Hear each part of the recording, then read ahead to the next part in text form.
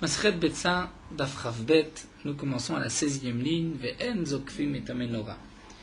Donc on poursuit l'explication de la Mishnah. Nous avons vu que sur 3 points, Rabban Gamliel était Mahmir comme Bet Shammai.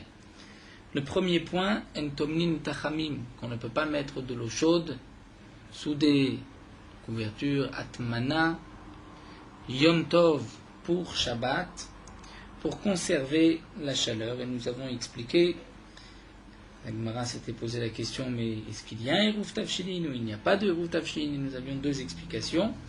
Ou bien, comme nous dit Ravuna, il n'y a pas de Eruv Tafshilin, mais malgré tout, Bet Hillel permettent que des Chayav, dire pour lui donner un minimum vital, même pour celui qui n'a pas fait de Eruv Tafshilin, il peut mettre de côté un peu d'eau. Et ensuite, nous avons vu la réponse de Abaye qui nous dit qu'on parle dans le cas où il a posé un Eruv Tafshilin, mais par exemple un plat cuisiné. Donc il a le droit de cuisiner, mais il n'a pas le droit de mettre de côté de l'eau, puisque d'après Bet Shammai, nous avons le droit de faire cuire du pain si on a préparé un pain en tant que Eruv Tafshilin, le droit de faire cuire un plat, un aliment, une marmite, si on a une marmite prête, et de même pour l'eau Atmana, si nous avons déjà de l'eau prête.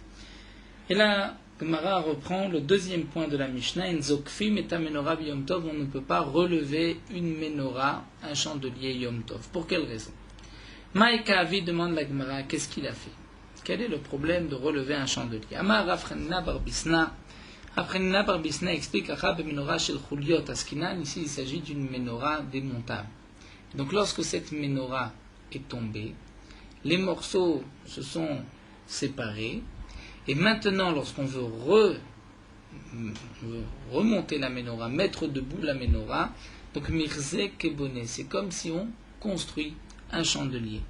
Bet Shammai savriyesh binyan bekelim, veyesh stira bekelim. Bet Shammai pense qu'il y a une interdiction de bonnet, de construction ou de détruire bekelim, même dans un keli, c'est-à-dire un ustensile, pas seulement une maison, un terrain. Au Bet Hillel savre en binyan bekelim en stira bekelim. Bet Hillel nous dit que non, la bnia, le binyan, c'est seulement sur du carcasse, sur un terrain, donc faire une maison, faire une tente, mais non pas un keli qu'on va monter ou démonter. Donc, on voit ici que Rabban Gamliel était mahmir comme Bet Shammai de ne pas remettre en place une menorah qui s'est démontée, qui est en morceaux.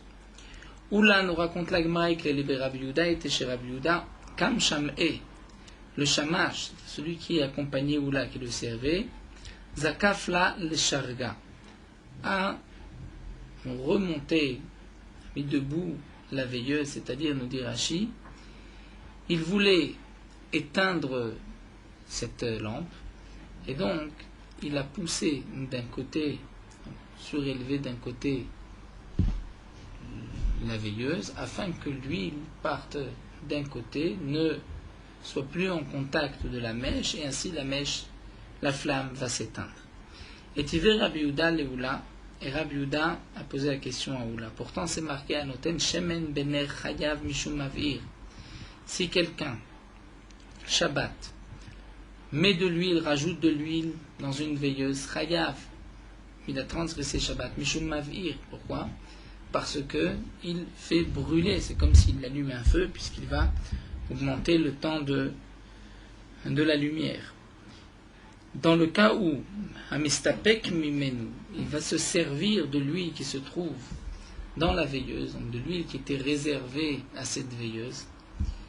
Donc normalement, cette flamme devait brûler 2 heures. Si on se sert, elle ne va brûler que 1h30, 1 heure. Chayav, on a transgressé Mishum Mechabe, parce qu'on a éteint la veilleuse. Même si maintenant elle ne s'est pas éteinte immédiatement, mais puisque elle va s'éteindre bientôt, c'est interdit Mishum Mechabe.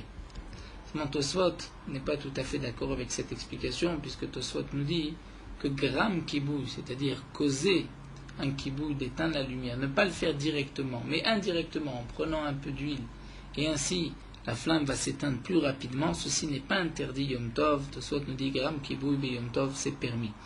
Mais la raison, nous dit Tosfot, c'est qu'au moment où on va se servir et prendre un peu d'huile, on va d'une certaine manière faire diminuer la flamme.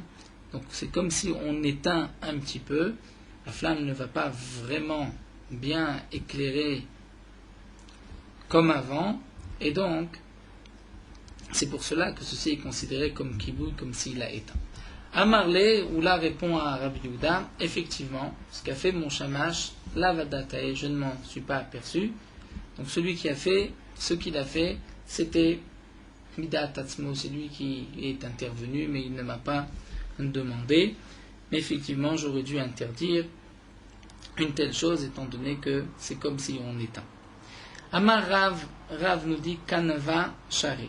Kanava, nous dit Rashi, c'est d'enlever le bout de la mèche qui a déjà noirci, qui est devenu du charbon, l'enlever pour permettre ensuite à la flamme, à la mèche de bien brûler.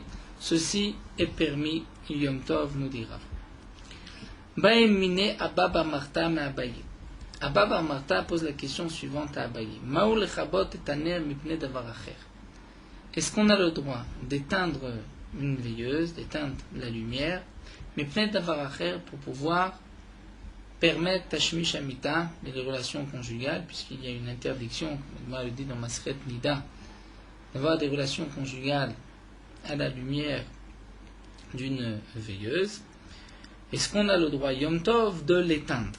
C'est-à-dire, c'est vrai qu'il n'y a pas de ochel nefesh, on ne va pas cuisiner pour manger.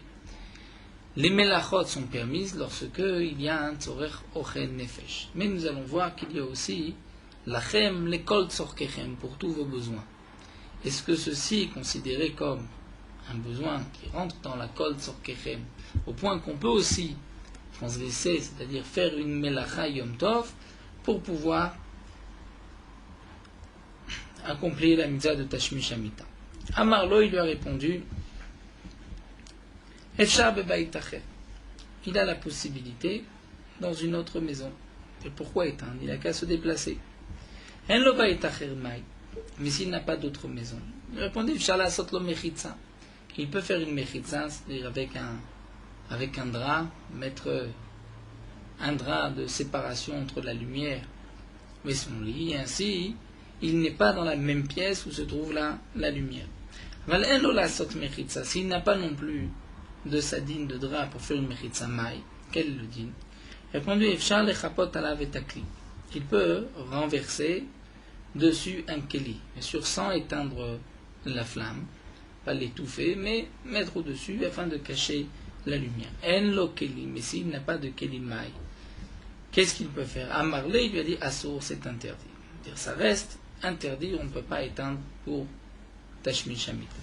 Et Tivé, pourtant la Gemara objecte, c'est marqué, Mechabim et Tabakat, Kede Lachus Alea. On n'a pas le droit d'éteindre un morceau de bois, un morceau de bûche qui a pris feu, Kede Lachus Alea. Si simplement on a pitié de ce morceau de bois, on en a besoin, on ne veut pas qu'il brûle.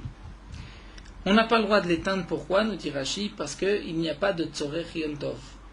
Il n'y a pas de besoin, c'est parce qu'on a besoin pour autre chose de ce morceau de bois, on n'a pas le droit maintenant de l'éteindre. Mais si c'est pour ne pas que la maison soit pleine de fumée, ou akdera, ou bien que la marmite aussi va noircir par la fumée, va s'abîmer, ou le contenu va s'abîmer, moutar, c'est permis. Donc ici, on voit qu'on peut même éteindre s'il y a un besoin de Yom Tov. Donc un besoin où on va en tirer profit, comme ici, on pourra rester dans cette maison. On ne va pas être asphyxié par la fumée. Bien sûr, il n'y a pas de danger de mort. S'il y a un danger de mort, il est évident qu'on peut éteindre tout feu, même Shabbat. Mais là, simplement pour pouvoir rester dans la maison, que la maison soit agréable, on a le droit d'éteindre.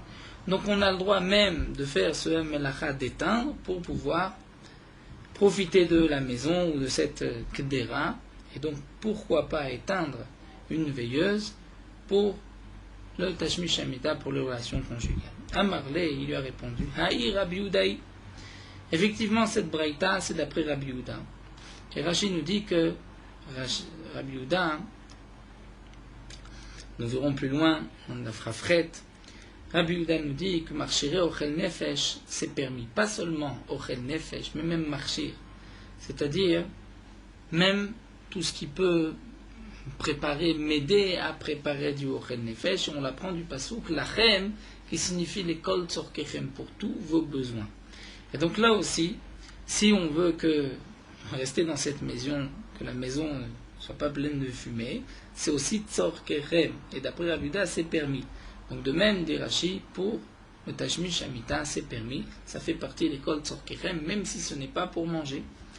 Mais, nous dit la Gemara, Abaye, qui lui a répondu que c'est interdit, lui pense comme les Chachamim qui disent, puisque c'est marqué Hul levado yaselachem, c'est-à-dire simplement pour manger et pas pour d'autres besoins. Abaye pose l'action à Rabba. Est-ce qu'on peut éteindre un feu Yom Tov? S'il y a un danger de mort, là je n'ai pas de question. Là c'est sûr, d'Afilu Shabbat Sharek, même Shabbat c'est permis. La question qui se pose, c'est s'il y a une perte d'argent. Maï, est-ce qu'on peut éteindre le feu? Amarli lui a dit, Assour, c'est interdit.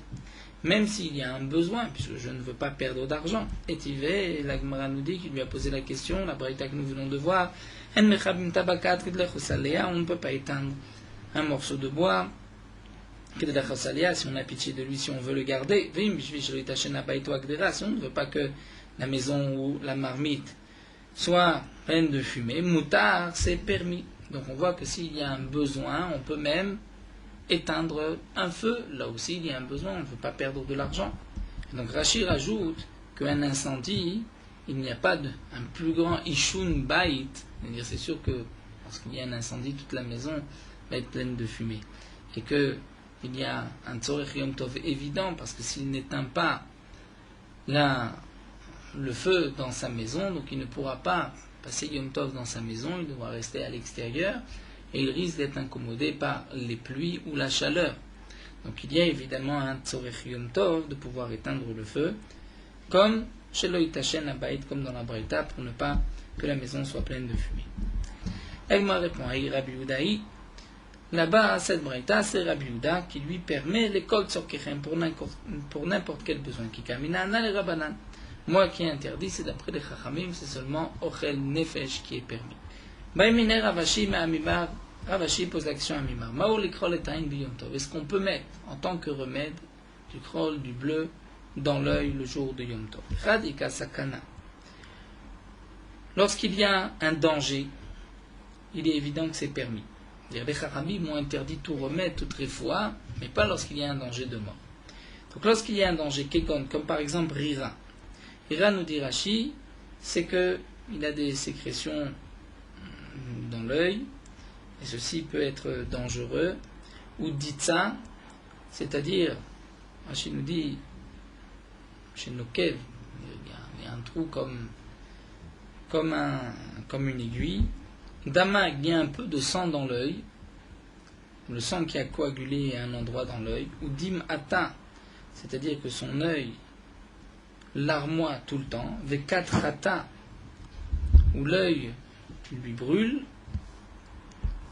où son œil le brûle, vetrilat uchla, et un début de toutes ces maladies que nous avons énumérées, l'homme évaïli, là la question ne se pose pas, je n'ai pas de problème, c'est évident, d'afilu de Shabbat Sharek, que même Shabbat c'est permis. Rashi nous rapporte la Gemara dans Avodah Zarah, Shuriana de'ena bevneta delibatalu, c'est-à-dire que on peut dire, la santé des yeux dépend du cœur. S'il y a un problème aux yeux, ça peut être dangereux, il peut y avoir même une sakanat nefashot, un danger de mort. Et donc il lui a dit, quel va être le din, non pas dans le cas où il y a une sakanat nefashot, mais kikamevayeli sauf uchla, lorsqu'on est à la fin de cette maladie, ou bien on peut tsouchena, ou bien simplement il veut ouvrir les yeux, c'est-à-dire pour avoir une meilleure vision. Est-ce qu'on peut mettre du bleu? Est-ce que ce remède est permis ou pas? Amarli lui a dit Assour, c'est interdit. Pourquoi? C'est vrai qu'il y a un besoin personnel, mais Yom Tov c'est interdit si ce n'est pas Ochel Nefesh. Et Tivé, l'Agma nous dit, il lui a posé la question, Mechabem et Tabakat, et nous avons vu que si il y a un risque qu'il y ait de la fumée dans la maison, c'est permis, donc pour un tel besoin c'est permis. Et Chanelé lui a répondu que Shaninan, tout dépend d'après Rapiuda ou d'après les Chachamim. Et l'Agma nous dit, Amima, Shared Mikra Lela Minochi Beshabata. Amima permet de se faire mettre du bleu en tant que remède le jour de Shabbat par l'intermédiaire d'un non-juif. Et Kade Ambre, ou d'après une version, Amimar Goufek Khalena Menoche Beshabta, Amimar lui-même s'est laissé mettre du bleu par un non-juif le jour de Shabbat. Amarle Ravashi la Amimar, mais Ravashi s'étonne et pose la question à Amimar, Maïda Techa, quelle est la raison? Comment se fait-il que tu permets? Est-ce que c'est parce que d'Amar Oula Berid Ravilai Kotsorke Chole aussi Malinochi Beshabbat que tous les besoins d'un malade, même si ce n'est pas un malade qui est en danger de mort, on peut le faire par l'intermédiaire d'un non-juif. Et donc là aussi, tu t'es permis de faire mettre du bleu en tant que remède dans les yeux Shabbat. V'amar Ravnuna, le Rav Hamnuna a dit que chaque fois qu'il n'y a pas de danger, toute chose, un remède, on a besoin, mais il n'y a pas de danger, on peut le dire à un non-juif, le non-juif peut le faire. Mais un émilé, et là c'est ce que Ravashi demande à Amma, tout ceci n'a été dit seulement seulement lorsque tu ne l'aides pas. Avalma, mais toi tu l'aides, parce que tu fermes les yeux, tu ouvres les yeux, donc tu aides le non-juif à sa tâche. Amarle, il lui a répondu, Ika Ravzvid et Kavata. Effectivement, Ravzvid pensait comme toi, il m'a posé la question, mais je lui ai répondu, mais ça y est, un beau mamash. Simplement d'aider, d'ouvrir les yeux, fermer les yeux, ça c'est comme si je n'ai pas participé. L'interdiction, c'est de faire la melacha elle-même. Donc, si je l'avais aidé à faire la melacha, à mettre du bleu, là c'est interdit. Mais de lui ouvrir l'œil, de lui préparer le terrain, ça c'est permis. Amima nous dit l'agma Sharad Mikra Lene Biyom Tov Shini Shel Rosh Hashanah. Amima permet de mettre du bleu dans l'œil le deuxième jour de Yom Tov de Rosh Hashanah. Amale Ravashi la Amima. Ravashi demande à Amima. Va Amar Rava, mais pourtant Rava a dit Gemara que nous avons déjà vu au début de la Masret, Med Yom Tov Rishon, s'il y a un mort, le premier Yom Tov, Itas Kubo Amamim, on pourra l'enterrer par l'intermédiaire d'un non-juif. Yom Tov Sheni, si un homme est mort le deuxième jour de Yom Tov, Itas Kubo Israël, la même à Israël peut enterrer un mort. Mais Afilo Bishne Yamim Tovim Shel Rosh Hashanah, et même si c'est 2 jours de Yom Tov de Rosh Hashanah, bien que généralement les 2 jours de Yom Tov de Rosh Hashanah sont une seule Kedusha, comme nous l'avons vu au début de notre Masechet, malgré tout, par rapport au digne du mort, le deuxième jour, puisque ce n'est qu'une halakha midei Rabbanan, en Chutz Laaretz, et Rosh Hashanah même en Eretz Israël, donc les Chachamim n'ont pas interdit d'enterrer un mort le deuxième jour, même par un juif. Machen ken bebetza. Ce qui n'est pas le cas pour l'œuf. Nous avons vu que pour l'œuf qui a été pondu le premier jour de Rosh Hashanah, il est interdit même le deuxième jour, puisqu'on considère que les 2 jours sont comme une seule Kedusha. Donc les Chachamim n'ont été mekil, n'ont permis le deuxième jour de Yom Tov que pour le mort et pas pour autre chose. Donc comment se fait-il que tu permettes le deuxième jour de Yom Tov de mettre du bleu par l'intermédiaire d'un non-juif? Amarle lui a répondu, Anna kenardae svirali. Moi je pense comme Nardae, des Amré qui ont dit Av bebetza, que même bebetza, c'est-à-dire même l'œuf, c'est permis le deuxième jour. Maïda techa, quel est ton problème? Pourquoi tu craignais le deuxième jour de Yom Tov de Rosh Hashanah plus qu'un autre jour de Yom Tov habituel, un deuxième jour de Yom Tov en Chutz Laaretz? Parce que tu vas dire Dilma Ma'abrele Elul, peut-être que le Beddin a fixé Rosh Hashanah le 31e jour du mois de Elul, donc le mois de Elul est un mois plein de 30 jours. Bien, n'oublions pas Amar Abchanina Bar Kahana Mimot Ezra Vaelar Lo Matzinu Elul Mouba. Abchanina Bar Kahana a dit depuis l'époque de Ezra, on n'a jamais vu de Elul Meubar qui était de 30 jours. C'était toujours un mois de 29 jours. Donc il est évident que le premier jour, c'est le premier jour Minatora de Rosh Hashanah. Le deuxième jour, on peut être Mekil Donc Amimar lui a permis de mettre du bleu le deuxième jour de Yom Tov par un Israël, puisqu'il considère que le deuxième jour de Yom Tov, même de Rosh Hashanah, on peut être plus indulgent, ce n'est pas comme le premier jour. Effectivement, ceci est rapporté aussi la halakha, que les 2 jours de Yom Tov sont identiques, sauf pour le din du mort et le din de l'Ikrol Ena. Le din du mort, le deuxième jour, un Israël peut l'enterrer, de même l'Ikrol Ena pour mettre du bleu dans l'œil. Il s'agit bien sûr, non pas de quelqu'un qui risque d'être allongé, enfin les mishkav, de tomber, d'être malade, puisque là, même Shabbat, on a le droit de prendre un remède si quelqu'un risque d'être malade, d'être alité. Normal simplement qu'il a un peu mal à l'œil. La Gemara continue et nous rapporte le 3e din que nous avons vu, sur lequel Rabban Gamliel était mahmir. Enofim petim gritzim larikikim. On ne peut pas faire cuire des gros pains et la rikikim, seulement des petits pains. Pourquoi? Comme nous l'avons vu dans la Mishnah, c'est une question de tira. On ne va pas trop se fatiguer Yom Tov, même si on a le droit de faire du pain, mais pas de se fatiguer à la tâche. Tanour Rabbanan, l'Agma nous rapporte une braïta. Bet Shammai yomrim lofin patava bepesar. Bet Shammai nous disent, on ne peut pas faire cuire un pain épais pesar. Ou Bet Hillel matirim, Bet Hillel permettent. Fait kama patava, c'est combien un pain épais? Amar Ravuna tefar. Ravuna dit si c'est un pain qui a une épaisseur d'un tefar, environ 10 tefachim, shken matzim lechem apanim, puisqu'on a vu que le lechem apanim était aussi tefar, d'une hauteur d'un tefar. Pourquoi? Puisque le lechem apanim doit avoir une face, et donc il n'y a pas de face moins d'un tefar. C'est-à-dire, nous explique Rashi, on avait compris maintenant que la raison pourquoi on ne peut pas, d'après Beth Shammai, faire cuire un pain épais à Pessah, c'est qu'on ne peut pas facilement le surveiller, il risque d'être chametz. Alors que Beth Hillel permettent. Et on apporte une preuve du lechem apanim, qui était un pain matzah, et qui était épais d'un tefar. Seulement, Matkivla Rav Yosef s'étonne et pose la question, Imamou bezrizim, Imamou bishnan zrizim.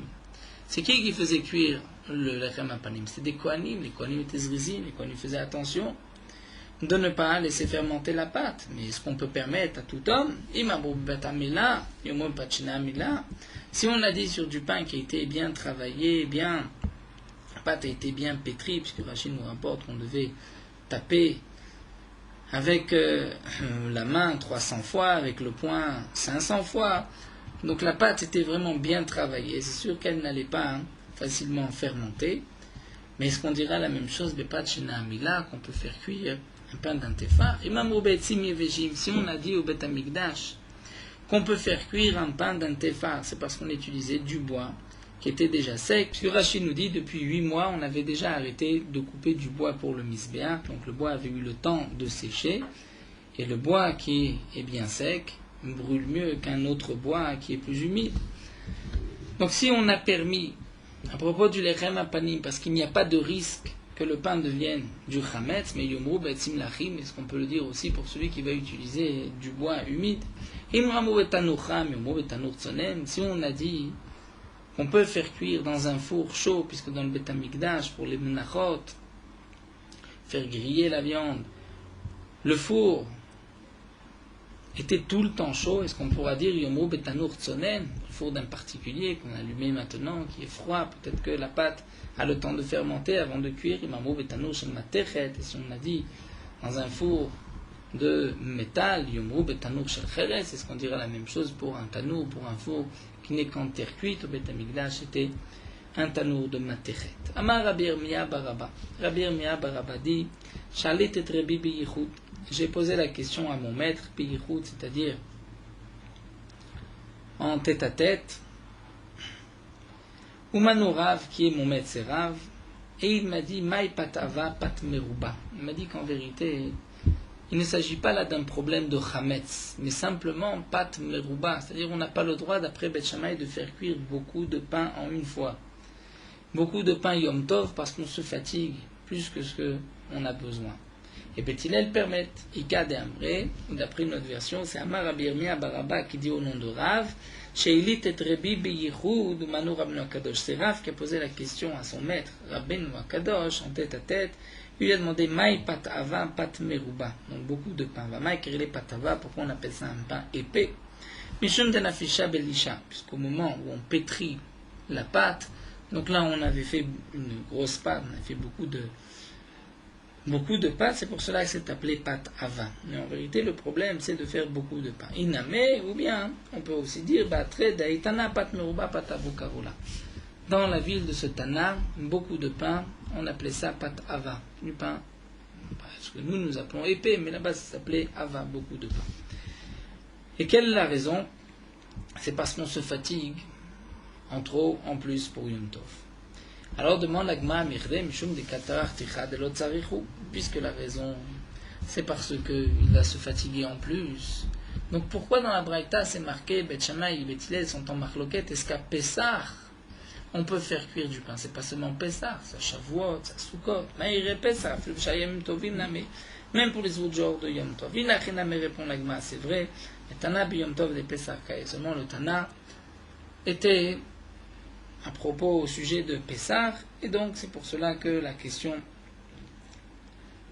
et c'est pour cela que le Tana nous a parlé de Pessah, mais en vérité c'est Yom Tov, mais c'est pas seulement Pessah. Tana Nameachi, et nous rapportons aussi une braïta où on voit que Bet Shammai Yomri, Menofin Pat Meruba Yom Tov Bet Hillel Matirin, que Bet Shammai interdisent de faire cuire beaucoup de pain, donc pour la raison que nous avons donnée, à cause de la tira, et Beth Hillel permet. Et la raison de Beth Hillel, c'est comme la Gemara avait rapporté plus haut, parce que lorsqu'il y a beaucoup de pain dans le four, alors le four est plus chaud, il y a moins d'espace, la chaleur va être plus concentrée, et donc le pain, même qui est réservé à Yom Tov, va être mieux cuit et va être meilleur.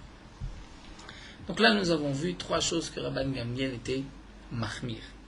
Donc voyons voir trois choses que... Maintenant, nous allons voir trois choses que Rabban Gamliel était mekil. Afou amar jojad varim lakel. Rabban Gamliel a permis trois choses. Mechabdim betamitot. On peut balayer l'endroit où se trouvait les lits, c'est-à-dire là où on était allongé, puisqu'à l'époque, les gens mangeaient allongés autour d'une table. Donc betamitot, c'est l'endroit où était la table et les lits pour manger, on a le droit de balayer. Et on peut mettre le mugmar, c'est-à-dire on peut mettre des bessamim, des encens sur les braises le jour de Yom Tov pour profiter de la bonne odeur, comme nous le verrons dans la Gemara. On peut faire un agneau mekulas, c'est-à-dire on fait sortir les entrailles, on les brûle à côté. On le fait griller le soir de Pessah, les Chachamim interdisent. Pourquoi les Chachamim interdisent? Donc nous allons voir que les Chachamim vont interdire de balayer à cause de Macheve Gumot. Peut-être qu'il y a des trous qu'on va égaliser. C'est une interdiction. Pourquoi on ne peut pas mettre des encens sur les braises? Puisqu'il y a un problème, Yom Tov, on ne peut pas brûler des encens, sauf si c'est Ochel Nefesh, mais c'est-à-dire, comme nous allons voir, Davar Hachavé l'école Nefesh, c'est quelque chose qui est pour tout le monde, que tout le monde peut en profiter, tout le monde est intéressé par une telle chose. Alors que le Mugmar, c'était une habitude de mettre des encens de Bundar seulement pour les gens délicats, seulement pour certaines personnes. De même pour le Gedi Mekula, ceci ressemble à un Korban Pessah qu'on faisait griller le soir de Pessah, et aujourd'hui nous n'avons pas le Bet Amikdash, c'est Nireke, Ochel ou Magdish Kodashim Bachutz, comme nous l'avons vu déjà dans Masechet Psachim. En réalité de cette sougya, est-ce que Manichim est un Mugmar B'Yom Tov? Est-ce que c'est Kol Nefesh? On dit aussi la question, est-ce qu'on a le droit de fumer aujourd'hui Yom Tov? Question qui est posée dans les poskim. Est-ce qu'on a le droit de fumer, puisque pas tout le monde fume, ce n'est pas l'école Nefesh, et donc n'est permis Yom Tov que ce qui est l'école Nefesh pour tout le monde. Mais fumer, ce n'est pas pour tout le monde. Certaines personnes fument, d'autres ne fument pas. Une des raisons qui avait été rapportée dans les poskim à l'époque, c'était Mishum Refoua. À l'époque, on considérait que fumer, c'était bon pour la santé, et donc on avait le droit à Mishum Refoua. Aujourd'hui, beaucoup de poskim l'interdire de fumer Yom Tov, étant donné que c'est ni ochel lechol nefesh, ce n'est ni lechol nefesh pour tout le monde, et ce n'est pas non plus l'irfoua, puisqu'aujourd'hui, moi que fumer nuit à la santé. Donc, nous allons rentrer maintenant petit à petit dans cette soubia, les 3 points qui sont rapportés ici dans la Mishnah. Amar Ravasi, Ravasi nous dit Machloket le gamer. D'après Ravasi, on expliquait la machloket différemment. Donc, non pas pour sentir, pour dégager une bonne odeur dans la maison, mais pour pouvoir parfumer des habits. Donc, machloket le gamer. Toute la machloket, c'est lorsqu'on met sur une pelle, nous dit Rashi,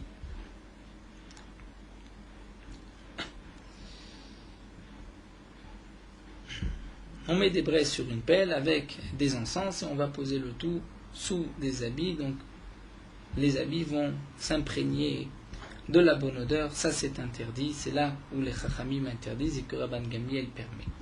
Aval le hariyah, mais de sentir, des vrais kol moutar, d'après tout le monde c'est permis. Quelle était la machloket, si c'est seulement pour les habits? Rashi nous dit, étant donné que ce n'est pas anaat agouf, d'après les chachamim, ce n'est pas le corps qui en profite. C'est pour des kelim. Mais pour sentir, étant donné que c'est le corps qui en profite, ceci est comme ochel nefesh, et c'est permis. Seulement nous allons voir que la Gemara va refuter immédiatement cette explication de Ravasi. Métivé. La Gemara nous rapporte une objection. C'est marqué, on ne peut pas balayer l'endroit où on est installé, où on est allongé pour manger le jour de Yom Tov. Michel Bet Rabban Gamliel Mechabdim. Mais dans la maison de Rabban Gamliel, on balayait. Amar Rablazar Bar Tzadok. Rablazar Bar Tzadok dit pas du tout. Plusieurs fois, je suis rentré après mon père chez Rabban Gamliel. Et je ne les ai pas vus balayer. Au contraire, ils ne balayaient pas l'endroit, la salle à manger Yom Tov, et la Mechabdim Otom Erev Yom Tov, seulement ils le préparaient avant Yom Tov.